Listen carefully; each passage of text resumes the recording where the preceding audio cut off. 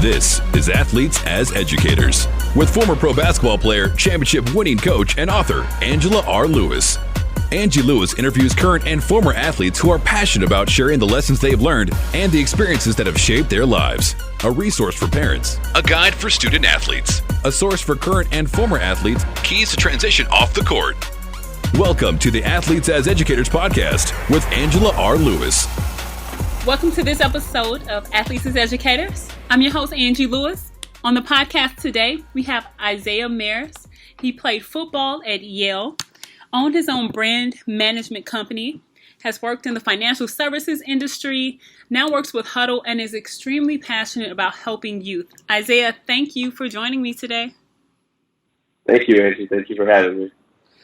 Now, Isaiah, we spent a lot of time talking recently about some things that student athletes struggle with. Will you talk a little bit about what it was like for you growing up playing football and some challenges that you faced and you see the athletes still face today? Absolutely. I think that there's definitely a lot of issues that are facing our current athletes and that I saw myself. Some of them just being some of the culture around me in terms of trying to fit in and not trying to maybe stand out with some of the things that I saw some of my other friends and some of the other athletes around me that were really kind of just try to follow the crowd. And I kind of always set myself apart by really just being my own person and really trying to be true to who I am and really just knowing that what I'm capable of and really trying to just focus on my books and focus on working as hard as I could athletically to really accomplish everything that I hope to do. But understanding that those day-to-day challenges of being an athlete, being a student athlete, and trying to excel academically were fundamental to my journey and were some of the things that I had to overcome. One of the things that we talked about was you having a concussion. Like, you got some pretty serious concussions when you were in college, and we know concussions are a serious issue that often athletes try to push through. What was that experience like for you, and what's your advice to young athletes? Oh man, I wouldn't even know really where to start with that one. I mean, I can go on and on about my concussion experiences that really began sort of in middle school. And then I had a few in high school, but really the ones that put me out and the ones that obviously altered my playing career were the ones that I had in college. And understanding that there really wasn't a lot of awareness around concussions at the time. This is 2007 when I had 3 concussions within about a 4-month span. And just understanding that there's this culture related to concussions and there's some culture related to sports. That if you have an injury, that you can play through it, and that sometimes you'll be viewed as less of an athlete or not a team player if you're not doing that. And in the moment, I definitely felt that pressure, and definitely felt that sort of culture, that sort of culture of sports, kind of imposing itself upon me.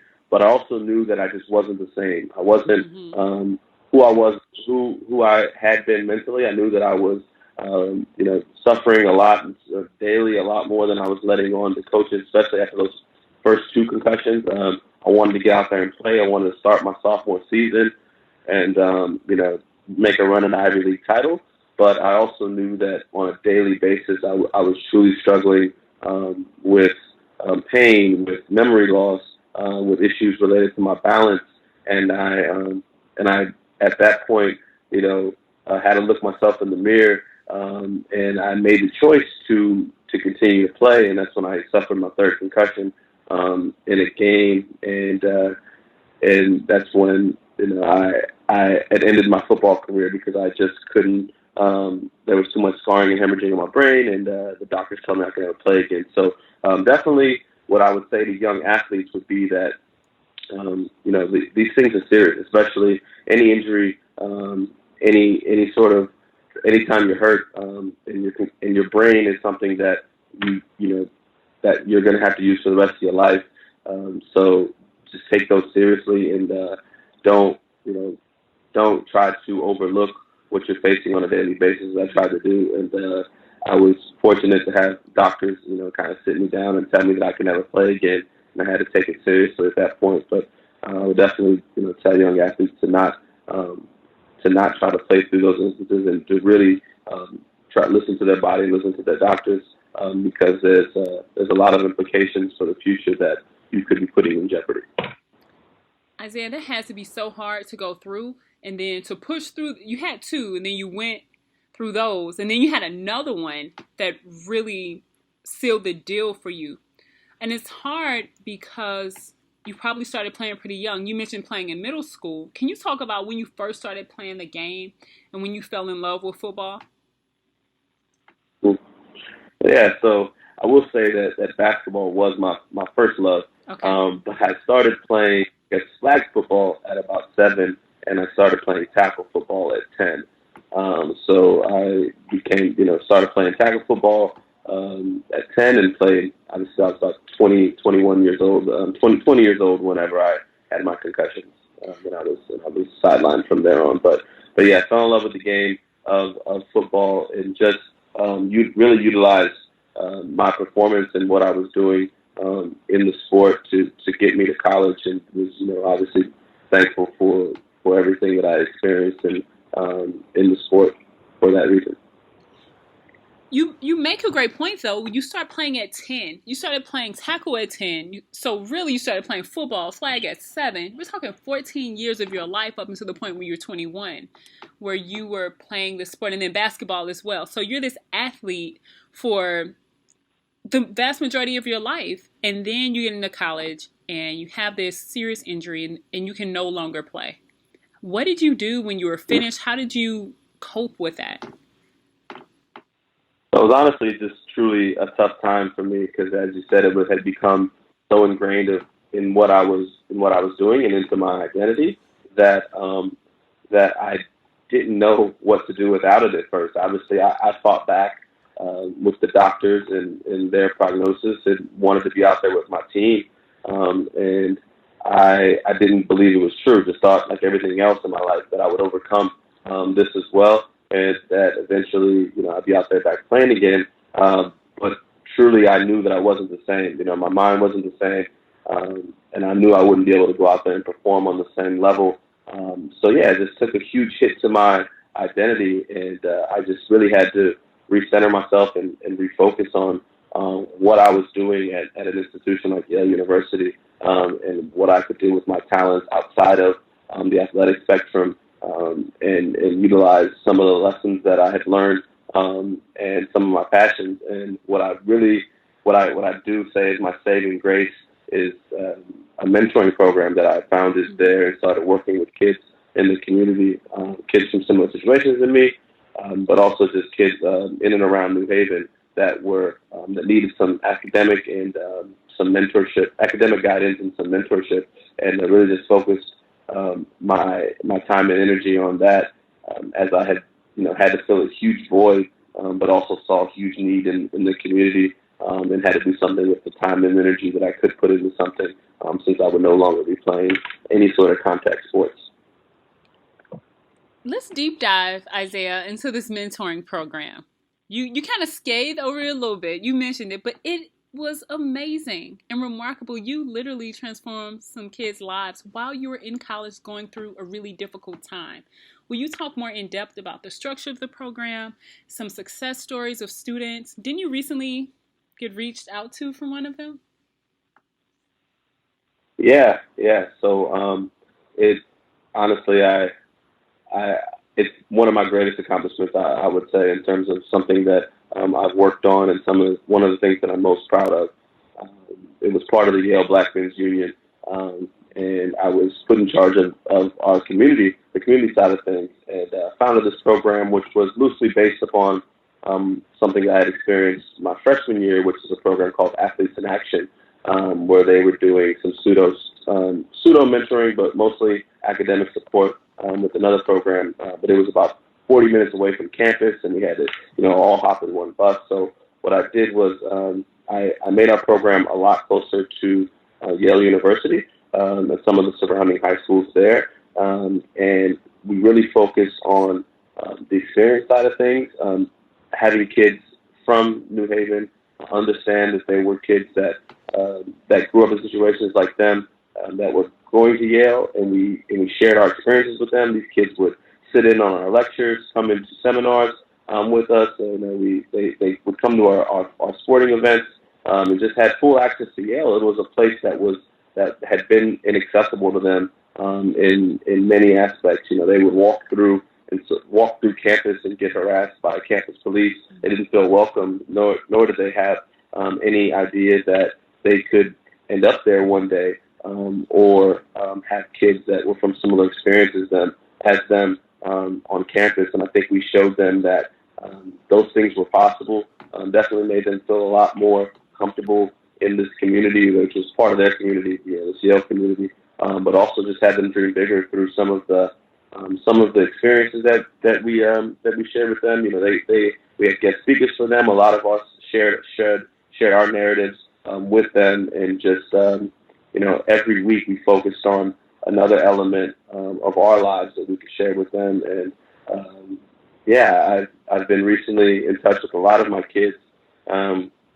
Spent a day with them this fall, and they were all there, and about 30 of them, and they were just telling me some of the lessons, even lessons that I had forgotten that we had shared with them, some of the testimonies that we had brought to the table as far as in terms of our program that I forgot that we had done, some of the activities, and they were just rambling on and on about how our lessons still live with them today, how it kept them out of trouble, and how they want to still be like many of us, many of the mentors that we put in front of them.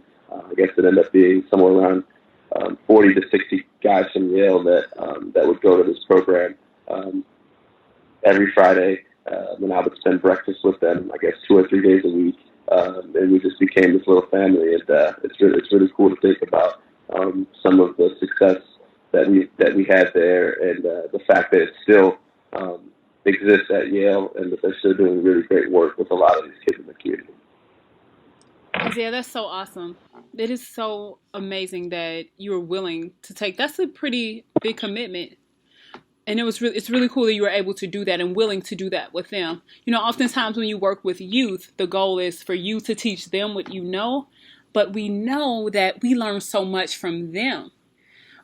Do you have any memories of something that one of the students taught you that you didn't expect? Oh, absolutely. I mean, I think that was, that seems like a cliche or sort of a saying, but there's just so many times when that statement holds true in working with kids, and it's over and over. I saw incredible strength and fortitude in my kids.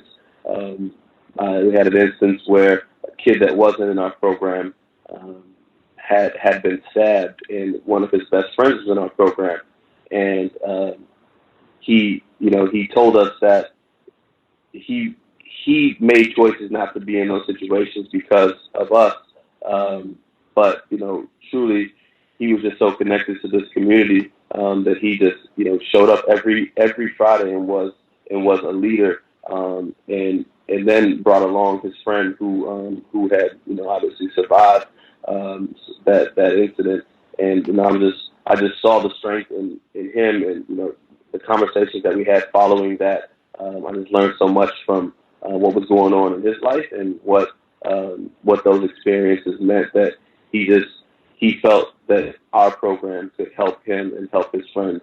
Additionally, just do better in life. So just continuing on with that narrative, there's just so much to be learned from the strength and the circumstances of so many of the kids, and I was just thankful that they included me in so much, and looked up to me in such a way. Yeah, let's talk a little bit about being at Yale. Yale is Ivy League. You played football at Yale.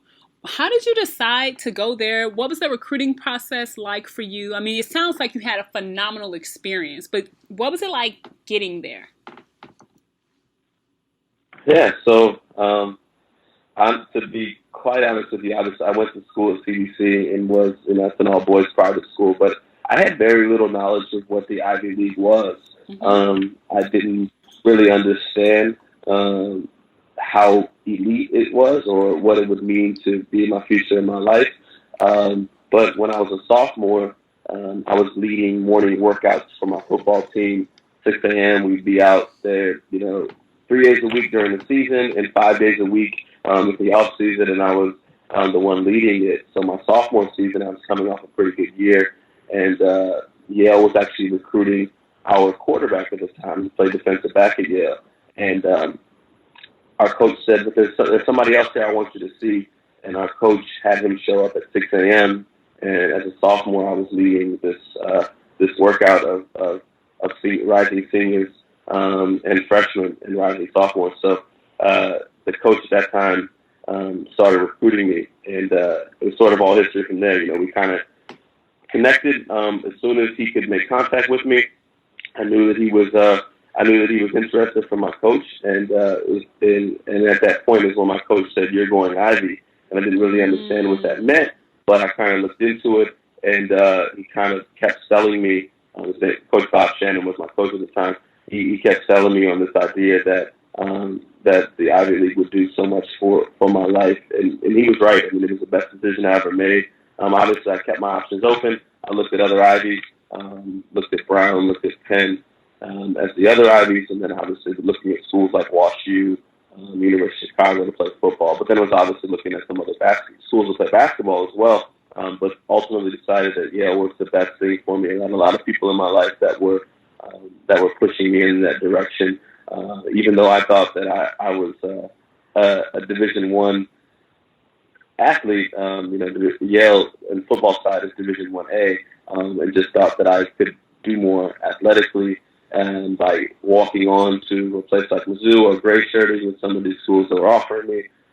But I was a full financial aid student at Yale, so therefore, I was basically on a full scholarship. So I was very fortunate to have that opportunity and to go through that process and understand and take my visits and see what the other places were like, but ultimately just feeling home at Yale and having being the best decision I could have made. That process, I know, can be pretty arduous for people, and it sounds like you had some great people in your corner who was giving you wonderful guidance. What's some advice that you have for athletes now? You see a lot of athletes in what you do. What's your advice for athletes going through the process? What are some criteria they should have when deciding how to select a school? Yeah, I think that's a great question. I think that there's definitely a lot to it, but I mean, getting access to information and talking to people that have gone through the process. That's one thing that I think that I didn't do. Fortunately, I ended up in the right place, but I had nobody that I knew, nobody I was close with had gone to play college ball besides my brother-in-law, but he was overseas playing professional sports at the time. But nobody that I knew had gone on, or I didn't reach out to teammates who had gone on to play ball. So I think really reaching out to people that have gone through that process, who know what those experiences are like. What are you going to be facing? Some of the pressures that will come into play as a college athlete, and understanding what it's like on the different levels. So whether it's Division I, Division II, Division 1A, what have you, there's a different sort of time commitment that comes along with each one of them. So understanding your passion, and understanding what your student athlete experience will look like in those spaces, and getting the proper information on that is something that I definitely recommend. But also just keeping your options open and understanding that there are places that will be a good fit for what you're looking for in terms of academics and in terms of the programs that may be suited for what you're looking to do as a career, and understanding what the culture is there for you on the athletic side of things. So just asking more questions. I think that I didn't have enough sounding boards of people that have gone through the process, and I would definitely recommend that for people that are going through it now. That information is key. And nowadays, there's so much information out there that it's important for parents and student athletes to really be able to filter to see what's good and what's not good information for them. Definitely. So once you graduated from Yale, you said that there were a lot of athletes who were asking you to help them with their brands. And you've done a lot of work around brand management and starting nonprofits. What was that experience like? It's very interesting to say the least, because there were a lot, as you said, there were a lot of requests that were coming in for people to for me to advise them on building a brand and building their marketing brand and building their community brand, and building those as one.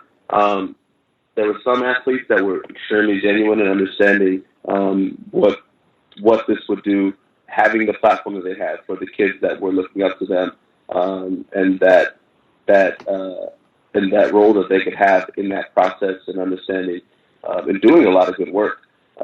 So that was one side of it. And the other side of it was athletes just doing it because it was something that was expected of them.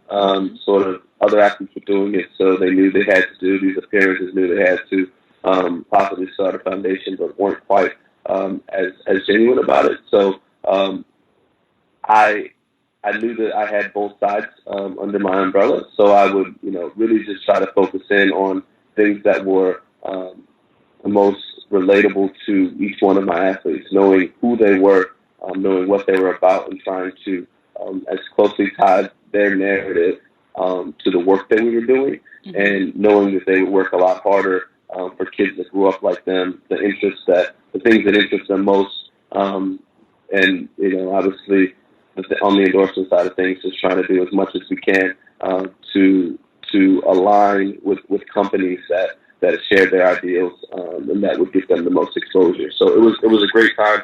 And I did a lot of great work with a lot of great companies, worked with a lot of great families and organizations that are doing great work, and just really enjoyed a lot of elements of working in the community, and trying to make communities and people better. Nowadays, more than ever, to your point about the work with athletes who are genuine, there is this athlete activism that's happening now with all this, with everything that's happened recently in our world. And we saw Carmelo and LeBron and those guys at the ESPYs this year.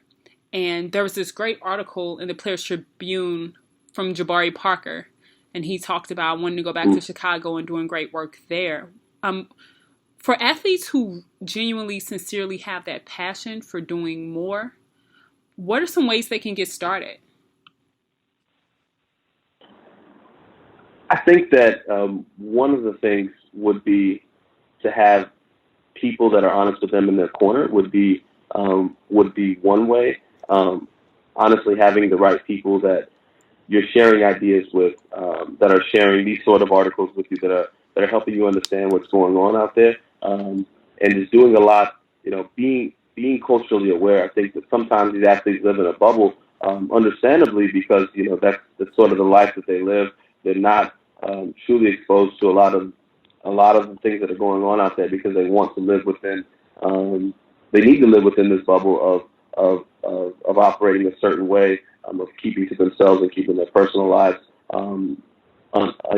sort of away from the public eye, but truly having the right people in your corner to make sure that you're informed, and to make sure that they're honest with you about your opinions, and what you're trying to do. There's a lot of value in people keeping you honest, and you keeping yourself honest about what you do know, what you should and shouldn't speak on. I think that in the case of someone like Carmelo, I mean, it's been a huge evolution of who what he speaks to and how he operates, and sort of his professionalism. And someone like Jabari Parker, who has the story and is a really, really smart kid, and obviously has seen so much growing up in Chicago, and with his family, with his family working in the community and whatnot, has a huge knowledge base, and those sort of things are important. And obviously, they feel the need to speak up and do something about it. And I think that's very admirable. And I definitely hope that a lot more athletes are staying informed and are speaking up. to a lot of the injustices and a lot of the things that are going on in the world. You're absolutely right. You're absolutely right, because athletes have that influence. I mean, look at what you did at Yale and what like Jabari Parker is doing and what so many other athletes are doing. But often those stories aren't the ones being told most often, right? So I think it's important that we continue to tell those stories and that more people galvanize to impact young people's lives. Before we wrap up, I want to shift gears here just a little.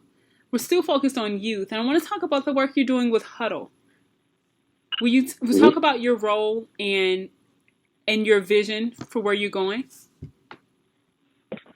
Absolutely. So I've recently joined forces with Huddle, sort of a fortuitous sort of thing, with just crossing paths and understanding that they were trying to get into the club basketball space. And I've been working in the club basketball space on the tournament operator side of things for several years now. And now we're also building a team, a club, a program for kids to play and to learn and to develop on and off the court. But what I'm doing with Huddle is trying to build a strategy around this club basketball space, and make it part of every single club that's out there in the country, and every single tournament that they're at. So the goal would be to complete this narrative that's going on in these athletes' lives. So only a certain amount of that narrative is captured in the basketball season. So in your high school basketball season from November through February, if you're lucky, you have a certain amount of games captured. You have a certain amount of your development that's on film. But with Huddle, what we're trying to do is make sure that every game that you play in is being captured, and you're able to track your progress and complete that narrative. And you're having your coaches and your families that are part of this learning as they'll be linked to your account, and you can make highlights, track some good things, track some bad things. You'll have this on any device at any time. So there's some really cool things going on with the company, but in this space in particular, there's a huge growth opportunity. There's a huge need for kids to see, to be able to be taught throughout this club season in the spring and in the summer and sometimes the fall. So what we're trying to do is make sure that all of those moments are captured and that kids are learning from it, and college coaches could have more film to evaluate and to help these kids get more exposure. This work that you're doing with Huddle is really important, especially because a lot of players are on very different teams in the summertime than their high school team. The look of the team is different. The coaching is different. And there's this perception, in reality, in some ways, the kids aren't learning the game in the summer anymore. And so what you're able to do with Huddle and record these games is pretty remarkable. Yeah, absolutely. I definitely agree. I think that they're very different places, but there's huge opportunities there to truly evaluate a kid and truly provide opportunities for them to learn and to grow by through film study, which if they're going to be playing at the next level, they need to be more accustomed to and understanding some of the tendencies of themselves and of their opponents. And I think what we're doing with our club basketball product will definitely help advance that knowledge and will help these kids in the long run. It really will. And there is also a byproduct of having these summer games recorded that you were telling me about. There was a parent, one parent was at another tournament. Will you talk a little bit about that and what this was able to do for that family? Yeah, so there's an opportunity to exchange films. So what we do at our tournaments is record a certain amount of games. If you have an account, then you're recording all of your games and then exchanging those to you. What happened in this instance was a parent was in Atlanta watching her daughters play, but her son's team has an account. So what we were able to do is she was watching her daughter play in Atlanta that evening, but her son played with us in St. Louis. And by the end of the night, when the game downloaded, we were able to exchange that film with her. She went to sleep. Before she went to sleep, she had already watched the game and talked to her son about it before the next day when she flew in. So it was really cool that you're able to share those experiences with your parents who are sometimes at work and are traveling, and you're able to now they're able to see how you're performing and watch the entirety of the game or watch your highlights, and it brings families closer together and gives them access like they hadn't had before, simply because it's now uploaded so quickly to the cloud, and you could watch it on any device as soon as it downloads. So there's definitely some benefit in that. I love that. I love that it's able to provide families who want to be supportive of their kids another way to support them. Now, we would be remiss if we get off the podcast without talking about your family and the tournaments you all run. Will you talk about all that you all have been doing and the charity work that's been the byproduct of the tournaments? Yeah, so it's really a cool thing that we have going. We run the Reebok basketball series, which is now grown to about 23 tournaments a year. As you saw in action, we have about 60 to 100 teams pretty much every 2 weeks or so. Sometimes we have more than 100 teams, but what we do is we really built ourselves in this tournament operator space, and the entirety of my family is doing it. My dad sort of fell into it and stumbled into the small tournament series, I guess, about 8 years ago, and we've built it and grown it from there. My dad is sort of the caricature, we call him Big Bark, of the tournament. People love him. People love his big personality, and they know how genuine he is about the sport of basketball and about providing these high exposure events to these kids in a competitive atmosphere. My mom, my brother, my sister, my brother-in-law, my nephews, everybody's involved with it, and I'm sort of the executive director, and I'm running all the marketing and do all the operations for it. And it's really grown into this really beautiful thing where a large majority of our proceeds go back to the community. We just did our backpack drive. We helped about 1,000 kids in St. Louis and another 250 in Denver.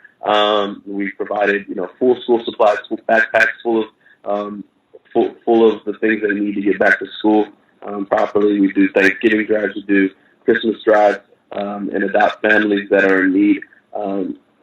But beyond that, we just don't want to be those one-time event type of people. What we do throughout the year with our tournaments is allow teams that don't have the funds to normally be in these types of tournaments or to be in these high exposure events into our events, and they're playing with some of the best competition in the country and getting some exposure, again, getting on Huddle and what have you, but really just being able to experience things that otherwise they wouldn't be. So there's just this huge community that we've built through our tournaments, and it's rolling now, and I've really enjoyed the work that we've done, and I'm really excited about what the future holds through this medium of basketball and through this community of supporters that has been with us for years and will continue to be with us as we grow and expand and do a lot more in the community and have bigger and better events.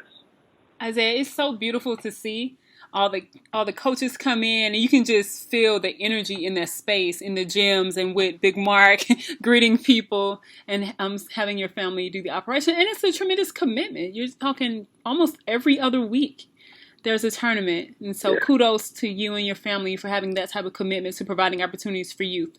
And that's phenomenal. Absolutely phenomenal. Absolutely. Thank you. Really enjoying it. Now, Isaiah, if people want to learn more about the Reebok series, if there are coaches listening who want to get into your tournaments, or if they just want to talk to you about your experiences, how can they reach you? Yeah, so definitely if you want to learn more about the upcoming events that we have for the Reebok series, you can visit ReebokSeries.com, and that will have a list of our upcoming tournaments as well as some biographical information about everybody that's involved with our program, some of the work that we're doing in the community, and some ways to possibly help out. You can definitely you want to know more about some of the things we're doing with our basketball program, or some of the things that I've done to learn a little bit more about me, you can reach me via email. I'm sure you can put it up with this podcast if you'd like, but it's isaiah.mares@gmail.com. And you can definitely contact me anytime and ask any questions about my experiences or follow up on the things you guys heard today. Perfect. Isaiah, thank you so much for joining me. I look forward to working with you in the future. This is Athletes as Educators. Thank you for listening to the Athletes as Educators podcast. Connect with me through the Athletes as Educators Facebook page or at Athletes Educate on Instagram. Be sure to subscribe so that you never miss an episode, and go over to iTunes and leave us a 5-star review. For more resources and information about today's podcast, you can check us out at AngelaRLewis.com.